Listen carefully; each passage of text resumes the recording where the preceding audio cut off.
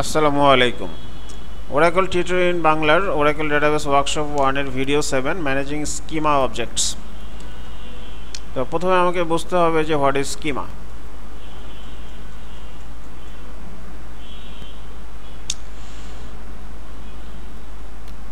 এখানে আমরা ছবিতে দেখতে পাচ্ছি যে HR স্কিমা কনসিস্টস অফ একটা ইউজার এবং বেশ কিছু অবজেক্টস। এই সব কিছু অবজেক্ট এবং এই ইউজার নিয়ে একটা স্কিমা তৈরি, এটাকে আমরা বলবো স্কিমা। তো এই স্কিমার মধ্যে টেবিল থাকতে পারে, সিকোয়েন্স থাকতে পারে, ভিউজ থাকতে পারে, টেম্পোরারি টেবিলস থাকতে পারে, ডাটা ডিকশনারি থাকতে পারে, এই সব কিছু মিলে স্কিমা।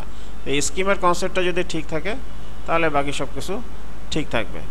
তো স্কিমার মধ্যে আমরা যে টেবিলগুলো থাকি এবং টেবিলগুলোর বেশ কিছু ডেটা টাইপ আছে। ডেটা টাইপ হতে পারে suppose character, number, Boolean data type থাকতে পারে, এছাড়াও ডেট ডেটা টাইপ থাকতে পারে।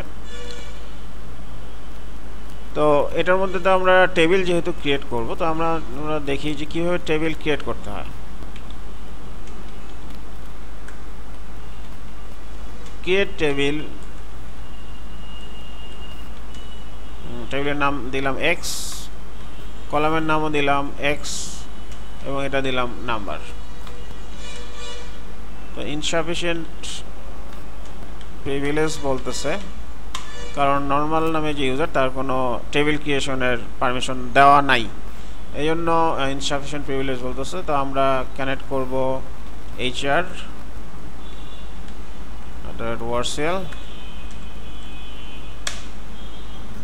এক্স নামে অলরেডি করা আছে, এই জন্য এরর দিচ্ছে, XX দিলাম, SX দিলাম, FX। এখন এই যে টেবিলটা আমি ক্রিয়েট করলাম, এই টেবিলের স্ট্রাকচারটা আমরা যদি দেখতে চাই, DCSX এই হচ্ছে স্ট্রাকচার, এর মাধ্যমে আমরা স্ট্রাকচারটা দেখতে পারবো। এরপরে আমরা দেখব ভিউজের উপরে আমার SQL এর যে টিউটোরিয়াল সিরিজটা আছে এবং সিরিজের মধ্যে SQL এর মধ্যে ভিউজ, ডেটা টাইপ এবং কিভাবে টেবিল ক্রিয়েট করতে হয় এটার উপরে বেশ কিছু টিউটোরিয়াল অলরেডি করা আছে, এখান থেকে আপনারা দেখে নিতে পারেন।